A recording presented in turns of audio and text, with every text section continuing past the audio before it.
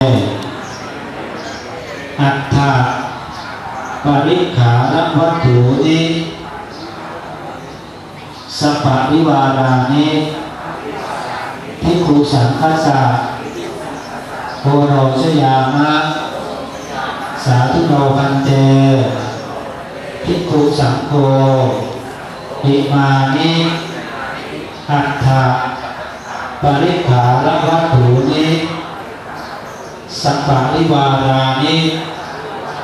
ปฏิคันหาตุพุทธศาสนสัจจิรัตถิติยาเจวะอัมหากัญจมาตาปิตุ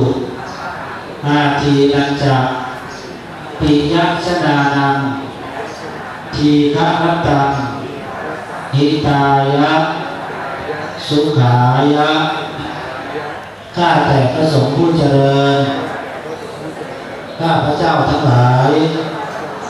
ขอน้อมถวายเครื่องอัฐบริขารพร้อมกับของบริวารทั้งหลายเหล่านี้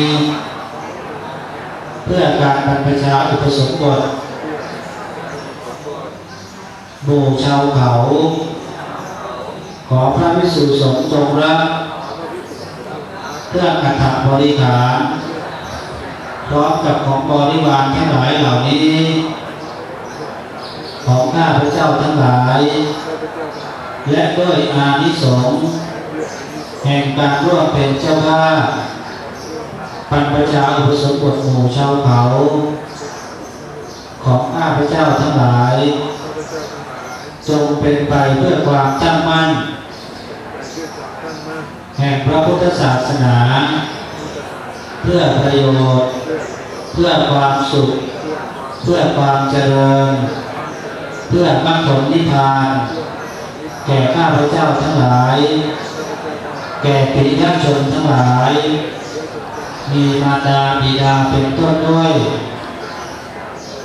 สิ้นกาลนานเทินสาธุ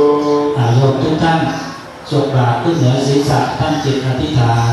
บาตรนี้เป็นบาตรทิพย์ผ้านี้เป็นผ้าทิพย์เจตนาของข้าพเจ้าทุกคนก็เป็นเจตนาที่บริสุทธิ์เป็นเจตนาที่นำมาซึ่งมนุษย์สมบัติสวรรค์สมบัติและนิพพานสมบัติในอนาคตการใกล้นี้เถิดญาติโยมทุกคนที่ท่านประเคนบาตรให้สามเณรประเคนผ้าไตรประเคนเครื่องบริการต่างๆท่านโยมเตรียมมาไม่ว่าจะเป็นทายธรรมเป็นจตุปัจจัยอะไรต่างๆก็ประเคนต่อได้เลยนะในสักครู่เราจะได้ตั้งใจกรวดน้ำพระพรเพื่ออุทิศส่วนบุญส่วนกุศลไปหาญาติสนิทมิตรสหาย